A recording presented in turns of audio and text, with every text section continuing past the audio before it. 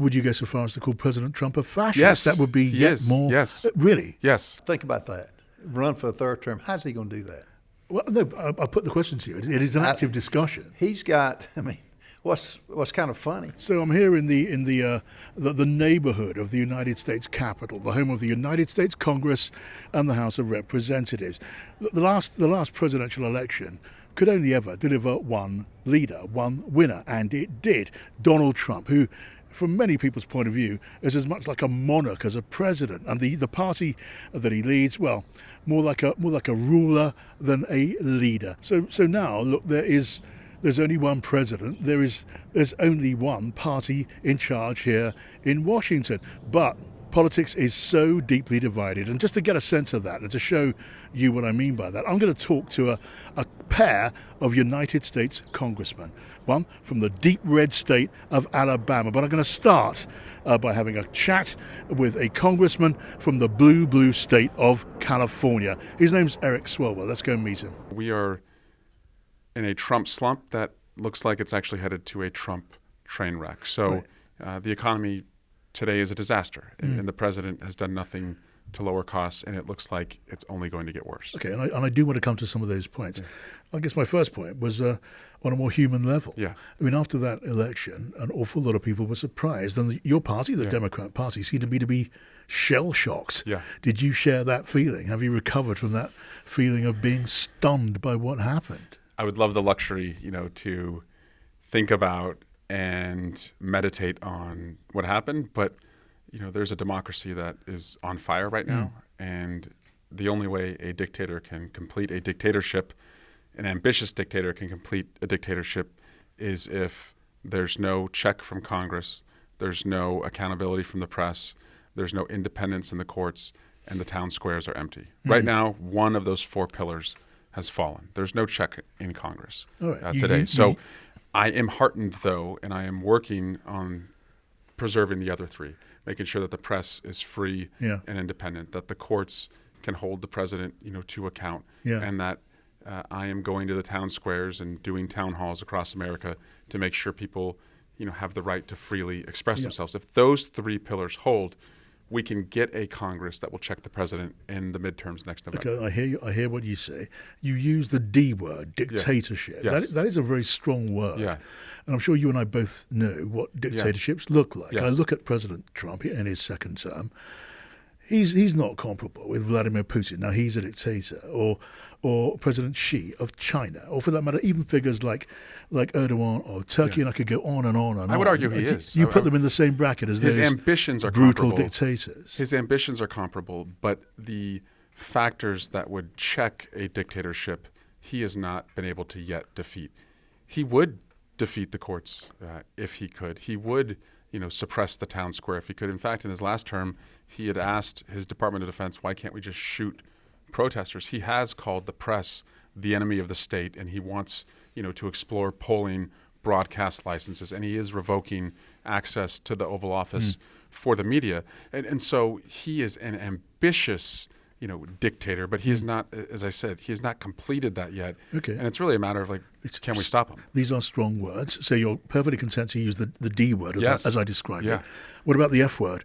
Would you go so far as to call President Trump a fascist? Yes. That would be yet more. Yes. Really? Yes. Tell me why. Yeah. Well, look, a fascist believes that he's accountable to nobody, and Donald Trump does not believe he is accountable to anybody. A fascist, would look a reporter in the eye, just as I am with you right now, and tell a reporter that an innocent man has a tattoo that the president had photoshopped on his hand, which justifies sending that man to a death camp, even though your own people said we did it by mistake. I mean, that's, a fascist, and that's how Donald Trump is conducting himself right Congressman, help me with this. You described President Trump as a dictator, as an aspirant fascist, and yet he won, and he won very clearly.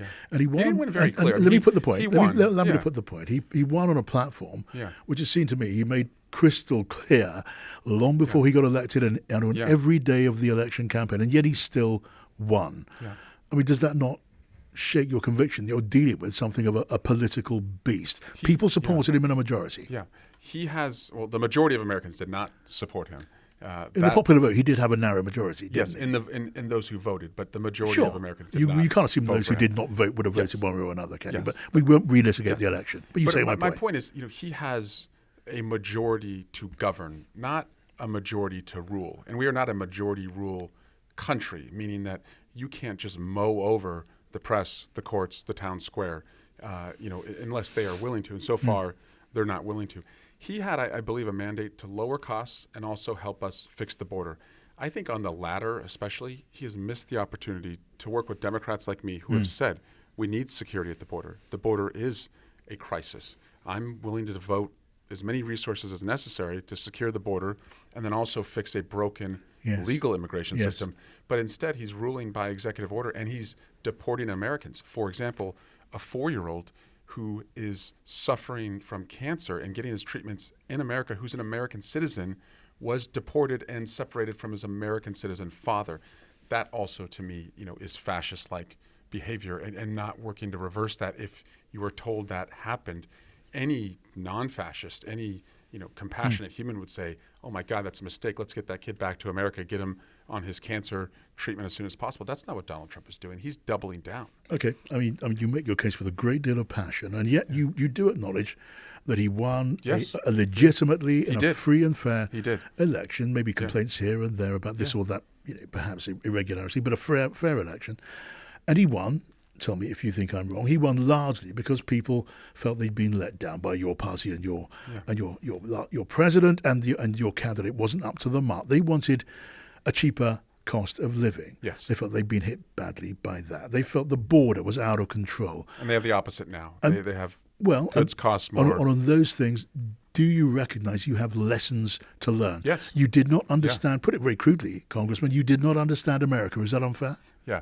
Well, I understand Americans. I didn't run, for president, and I come from a working class family, and I want border security. I want law and order and public safety in our communities, and I want, the middle class to have a pathway, to whatever success they want. I don't root against success. I just think it should be available, for everybody. So you see what I mean? Dictator, fascist, I guess whatever else he may have lacked, he didn't lack passion, did he? And he's going to need that in the days, the 100 days, the months and the years ahead. It's going to be a long presidency, I guess from the Democrats and everyone else's point of view. Now, let's get a sample of how things are at the other end of the spectrum, at the red end of the spectrum. I'm going to be talking to Ralph Norman from the great state, the red state, deep south state of Alabama. I'm guessing it's going to be a very different conversation, so let's see. Donald Trump has saved this country. And what I've realized is, when you get to different levels, my level, it's like drinking from a fire hydrant. When you get to be president, and I haven't been there, and you see that he is drinking from an ocean, and he's got so many things he's got to pay attention to. But the fact that he's done what he's done in the last 100 days, Yes. had he not been reelected, then this country would have been totally socialistic. Has he gone far enough for your taste? Yes, I can say with what he's been given, yes, he's got to get approval from Congress. Congress is made up of 535 different individuals with different constituencies, with different motives for why they're there. Yeah. So yes, he's done everything he can. And the media asked me 2 days ago how I would describe his 100 days. My comment is promises made, promises kept. Right. Okay. Look. You can be a fiscal conservative and not necessarily support the president's tariffs agenda. That highly protectionist tariff war is how it's been described. Not every conservative support that. Do you support that hook, line, and sinker the way that it says? What's happened with the tariffs is, one, we haven't had real tariffs for over 40 years. It's been a one-way street. Why should other countries charge American products when we don't charge theirs? So reciprocal trade. But that's free trade. That's free trade, Congress. It's free trade, but I mean, the idea the president advances that every dollar that's spent on imports into this country is somehow a dollar purloined, stolen from America. Doesn't that go against all the principles of free trade? I thought that's what conservatives believed in. Yeah, but it doesn't mean that you give your products away to other countries and you don't have reciprocal trade. In other words, it doesn't work both ways.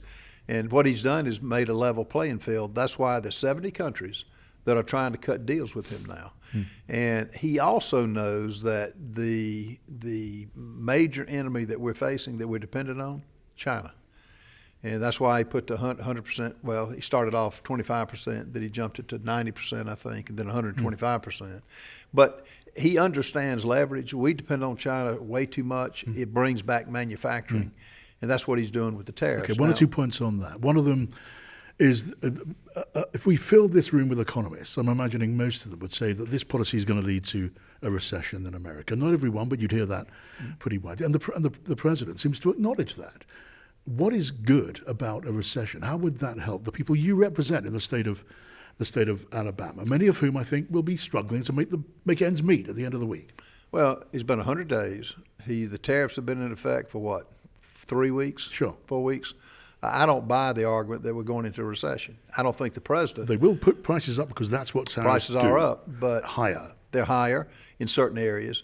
But that's the genius of Donald Trump. He's altering them now, like on cars that he did yesterday. Cars are a vital part of this country. Americans are ready to be able to buy what they wanted to buy at reasonable prices. And tariffs, there is some pain with this. Yes. So we agree on that. We agree on that. And Donald Trump understands that. I'm in the construction business. Where does a lot of our lumber come from? Sure. Canada. Yeah. And 25%. But we all know that the trade deficit we have been running can't continue. And so why not try to get it fair? And we'll see. You wait in another month.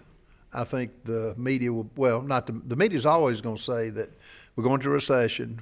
Republicans are cutting Social Security, Medicaid, Medicare. It's just not true. And we'll see what happens in the next month when the results of the trade tariffs we'll know it. Now, what about making an enemy of Canada, the most peaceful country almost on the face of this earth, your closest neighbor?